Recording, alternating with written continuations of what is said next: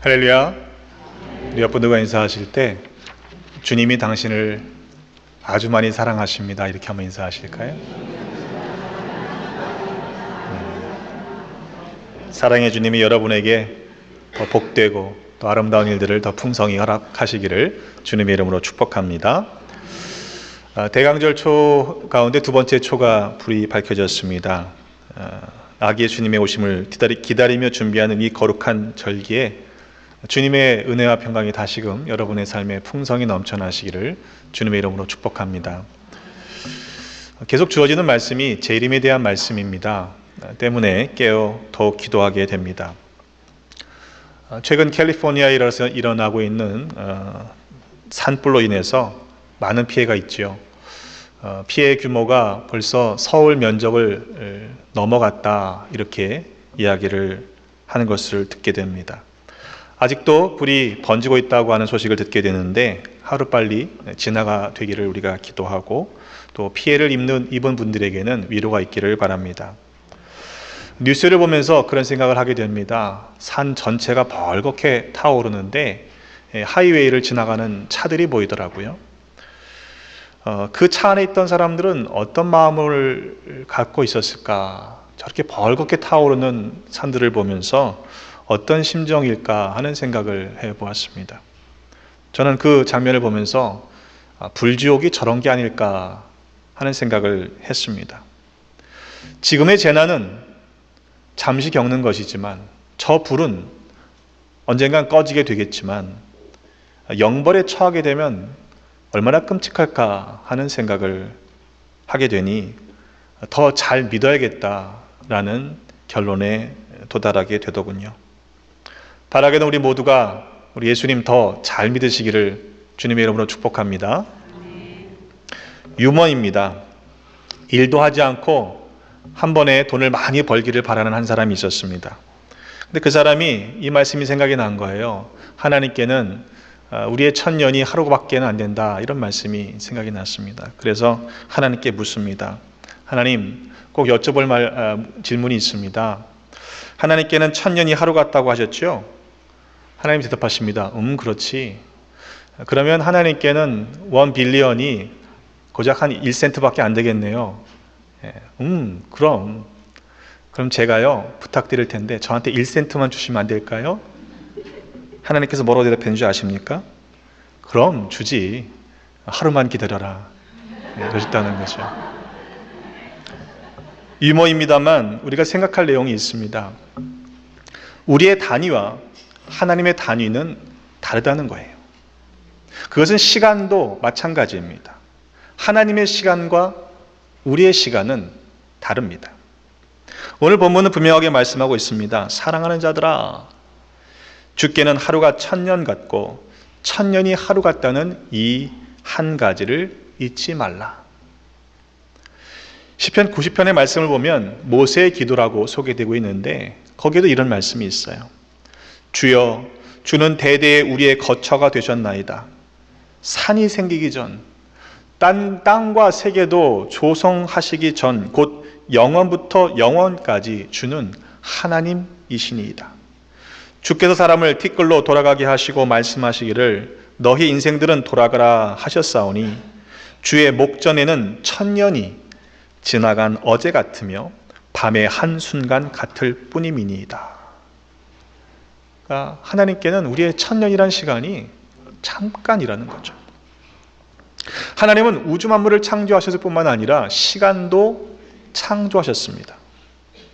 하나님의 시간은 때문에 영원부터 영원까지라고 말하는 것이지요. 우리들의 개념으로는 그 영원이라는 시간을 파악할 수조차 없습니다. 우리가 어떤 것을 측량한다, 잰다라고 할 때에는 최소한 우리가 그 재는 대상보다 커야 합니다. 또 그것을 잴 수 있는 도구가 있어야 하지요. 그러나 우리는 하나님보다 크지도 않고 또 하나님의 크심을 잴 수 있는 도구 또한 없습니다. 그런데도 우리가 하나님에 대해서 이러쿵 저러쿵 말하고 있다면 그것은 참 어리석은 모습이 아닐 수 없는 것이죠. 베드로 후서가 쓰여진 때는 교회가 극심한 박해를 받고 있던 때였습니다. 목숨을 걸고 예수를 믿어야만 했던 고난 중에 있는 교인들을 생각하며 위로하고 용기를 가지십시오라고 권면했던 것이 베드로 후서의 말씀입니다. 뿐만 아니라 교회 안에 이단적인 요소들이 침투해 들었습니다. 잘못된 가르침으로 인해서 영적인 혼란이 가중되었던 것입니다. 오죽하면 베드로 전서 5장 8절의 말씀에 너희 대적 마귀가 우는 사자같이 두루 다니며 삼킬 자를 찾고 있으니 근신하라 깨어라 이렇게 경계를 시켰겠습니까? 또 베드로전서 5장 9절의 말씀에 이어지는 말씀을 보면 너희들만 당하는 고난이 아니라는 것입니다. 예수님도 그 고난을 당하셨고 또 세상에 있는 너희 형제들도 동일한 고난을 당하고 있다. 그렇게 말씀했습니다. 하지만 그 고난이 고난으로 끝나지 않고 잠깐의 고난을 당한 너희를 하나님께서 친히 온전하게 하시며 강하게 하시며 터를 견고하게 하실 것임을 말씀하고 있습니다. 하나님께서 너희를 부르신 이유가 고난당하는 것으로 끝나게 하시려고 부르신 것이 아니라는 것입니다. 그리스도 안에서 너희를 부르사 자기의 영원한 영광에 들어가게 하신 하나님이 그런 분이시지 않느냐? 다시금 고난 중에 있는 성도들에게 확인시키고 있는 것이죠. 혹 여러분 우리 가운데 고난 중에 있는 분들이 있습니까? 그것이 잠깐의 고난이라는 사실을 아시기를 바랍니다. 또한 그 고난 끝에는 영원한 영광이 있음을 믿으시기를 주님의 이름으로 축복합니다. 하나님께서는 그 잠깐의 고난을 통해서 우리를 연단시키시고 결국에는 영원한 영광에 들어가게 하실 줄로 믿습니다. 우리가 그 사실을 안다면 실은 주님의 재림에 대해서 사모함이 더 커지겠죠. 어차피 그렇게 하실 거라면 좀 더 빨리 오시면 얼마나 좋을까 하는 그런 생각을 하게 됩니다. 여러분 그러십니까? 예. 쉽지 않죠. 믿기는 믿는데 오늘 오시면 안 된다고 생각하잖아요. 본문의 말씀을 받고 있는 당시의 성도들이 매우 극심한 박해를 받고 있었다라는 걸 생각해 본다면 그들의 간절함을 짐작할 수 있습니다. 주님, 빨리 오십시오. 간절히 기다리고 또 기다리는 사람들의 입장에서는 하루라도 좀 더 빨리 오시면 얼마나 좋을까 하는 그런 마음이 컸을 것입니다. 반면에 그들 중에는 그렇게 기다리다 지친 사람들도 있었습니다. 그래서 주의 약속이 더딘 것이 아니냐라고 생각하는 경우도 생겼죠. 하지만 그렇지가 않습니다. 오늘 읽으신 베드로 후서 3장 9절의 말씀에 주의 약속은 어떤 이들이 더디다고 생각한 것 같이 더딘 것이 아니라 오직 주께서는 너희를 대하여 오래 참으사 아무도 멸망하지 아니하고 다 회개하게 이르기를 원하시느니라. 그렇게 말씀했기 때문입니다. 여러분 주님께서는 약속을 지키시는 분이십니다. 믿으십니까? 주의 약속이 더딘 것이 실은 아니라는 말입니다. 오래 참아주시는 것입니다. 아무도 멸망하지 않고 다 회개하여 구원받기를 기다려주시는 것입니다. 어떻게 생각하면 우리에게는 지난 세월이 2000년이라고 하는 오랜 세월로 기억됩니다만 그래서 더딘 것처럼 생각되지만 하나님의 입장에서 보면 고작 이틀밖에 지나지 않은 일이기 때문이죠. 다 우리를 위한 것이라는 사실을 알아야 합니다. 만일 10년 전에 예수님께서 다시 오셨다라고 한번 가정해 보십시다. 혹 우리 가운데 10년 전에 주님이 오셨다면 나는 구원받지 못했겠구나 싶으신 분들이 한 분도 안 계실까요? 아니 오늘 주님이 정말로 다시 오신다면 내가 구원받을 확신이 여러분 가운데 분명하게 있습니까? 우리의 예배의 태도를 봐도 실은 짐작할 수가 있어요. 왜냐하면 우리는 하나님 앞에 있기 때문에 그렇습니다. 물론 주님의 약속이 더디다고 생각하는 사람들 나름대로도 근거가 있습니다. 다 말씀에 의한 것입니다. 주님께서도 직접 다시 오심에 대해서 말씀하신 기록들이 있잖아요.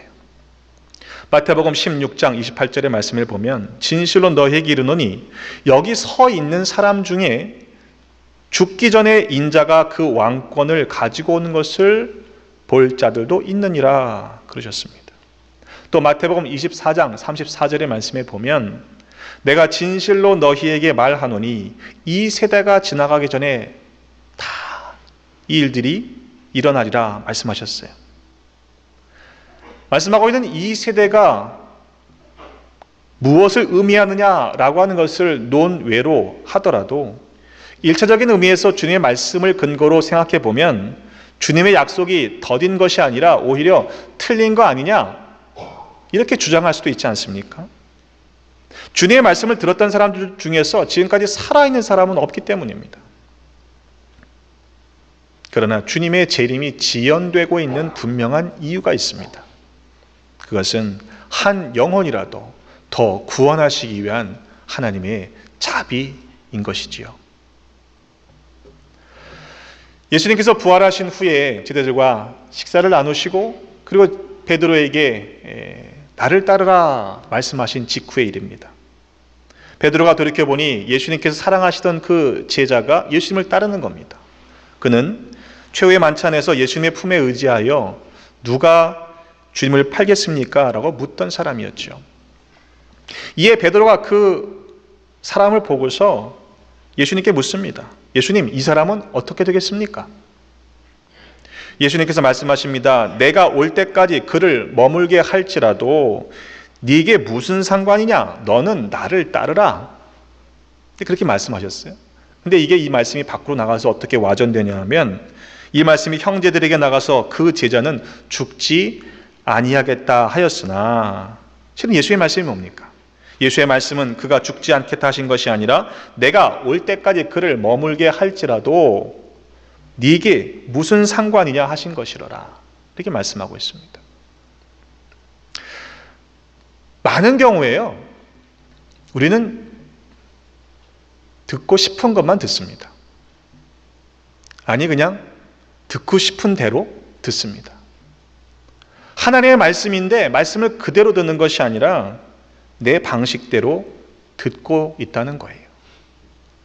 혹시 우리 자신의 모습 속에서는 말씀을 말씀으로 받지 않고 내가 듣고 싶은 대로 내게 들리는 그 말씀 그대로 받는 것이 아니라 내 주관대로 받고 있는 것은 아닌가 살펴봐야 합니다. 우리가 해야 할 일은 각자 해야 할 일은 주님을 따르는 것입니다. 그런데 과연 우리는 주님을 따르고 있습니까? 아니면 여전히 각자 내 고집대로 내가 갈 길을 나는 간다라고 그러고 있는 것은 아닌가 살펴봐야 합니다. 바라기는 우리 모두가 주님 오실 그때까지 오직 주님만 붙잡고 살아가시기를 주님의 이름으로 부탁을 드립니다. 왜냐하면 주님이 오직 그 길이시기 때문에 그렇습니다. 주의 날이 도둑같이 오리라고 말씀했습니다. 예수님께서는 마태복음 24장 27절에 말씀하시기를 번개가 동편에서 나며 서편까지 번쩍임같이 인자의 임함도 그러하리라 하셨습니다. 여러분 번개가 치면요 번쩍하잖아요. 도무지 손쓸 수가 없습니다. 그렇게 오신다는 말씀입니다. 그러니까 우리가 준비할 수 있는 것은 그때가 아니라 지금이라는 거죠. 나중으로 미루어 둘 수가 없습니다. 주님이 다시 오신다는 사실을 믿는다면 우리는 지금 준비해야 하는 것입니다. 소돔이 멸망하는 이야기를 잘 아실 겁니다. 창세기 18장에 보면 아브라함이 소돔을 어떻게든 구해보려고 의인을 찾으면 멸망시키지 않으실 겁니까? 라고 묻습니다. 결국 10명까지 타협을 합니다. 10명만 찾아내면 이 성읍 면하시지 않겠죠? 하나님이 약속하시잖아요. 하지만 결과적으로 보면 그 성읍이 멸망당합니다. 그 성읍에서 의인 10명을 찾지 못했기 때문입니다. 창세기 19장에 그래서 천사들을 하나님께서 소돔으로 보내시죠. 저녁 때 두 천사가 소돔에 이르렀을 때 성문에 롯이 앉아있다가 그들을 보고 영접해서 강권하여 자기의 집으로 데려가 식사를 접대합니다. 근데 밖에서 소란이 나죠. 나이가 들었든 젊은이든 원근각지에서 몰려들어서 그 집을 에워쌉니다. 그리고는 우리가 그들을 상관하리라, 그 사람들을 이끌어내라 소동을 벌입니다. 여러분, 그 말이요, 문자적으로는 성폭행하겠다는 이야기예요. 더 황당한 것은요, 롯이 그들을 만류하면서 야, 내게 지금 아직 남자를 알지 못하는 두 딸이 있는데 내어줄 테니까 너희들 마음대로 해라, 대신 이 사람들 건들지 말아라, 이렇게 더 황당한 대처를 하고 있는 거죠. 여러분, 소돔이 그렇게 악했던 곳입니다. 나이가 많고 적음과 상관이 없었습니다. 그때 그 말을 듣질 않죠. 사람들이요, 롯을 밀쳐내고요, 그 문을 부수려고 했습니다. 두 천사가 롯을 급하게 집 안으로 끌어들여서 문을 닫고 밖에 있는 사람들의 눈을 어둡게 합니다. 두 천사가 결국 하나님이 보내신 이유를, 그 일을 행하려고 롯에게 이렇게 이야기합니다. 네게 속한 자를 다 성 밖으로 이끌어내라. 하나님께서 이 성을 멸하시려고 우리를 보내셨다 일러줍니다. 이에 롯이 그의 딸들과 또한 이제 결혼할 사위들에게 이야기합니다. 여호와께서 이 성을 멸하실 터이니 너희는 이곳에서 일어나 떠나라. 자, 이런 말을 들었다면 여러분 같으면 어떻게 반응하시겠습니까? 뭐 잘 모르더라도 장인 될 분이 저 정도 얘기하면 뭔가 이유가 있겠다 싶어서 떠나는 흉내라도 해야 되지 않겠습니까? 그런데 성경은 이렇게 기록합니다. 여호와께서 이 성을 멸하실 터이니 너희는 일어나 이곳에서 떠나라 하되 그의 사위들은 농담으로 여겼더라. 설마가 사람 잡습니다. 하나님이 이때까지 기다려주셨는데 좀 더 기회를 주시겠지 싶었던 것이죠. 심지어 교회 역사를 보면요, 세례를 죽기 직전까지 미루어 두었던 시대도 있었습니다. 그게 유행이었어요. 왜냐하면 세례를 받은 후에 죄를 짓는 것에 대해서 해결할 방법이 없다고 생각했기 때문에 세례를 마지막까지 미뤄두었던 것이죠. 하지만 그때를 우리는 알지 못한다는 것이 현실적인 문제입니다. 여러분, 기회가 있을 때, 우리에게 허락하실 때 여러분 세례도 받으시기를 간절히 바랍니다. 하나님의 시간으로 1000년은 하루밖에 안 된다고 하시니까 우리에게 주어진 시간이 충분하겠네, 2000년도 기다리셨는데 생각해서는 안 되는 것입니다.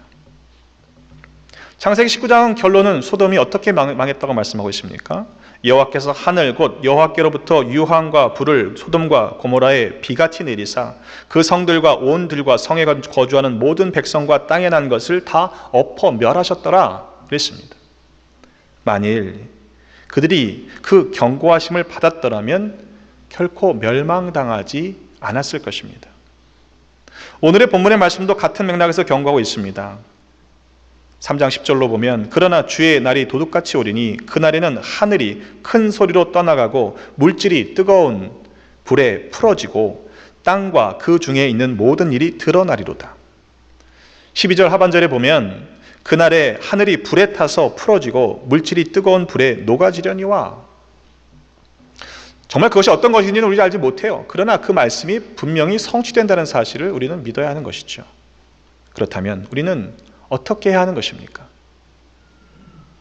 너희가 어떠한 사람이 되어야 마땅하냐? 거룩한 행실과 경건함으로 하나님의 날이 임하기를 바라보고 간절히 사모하라.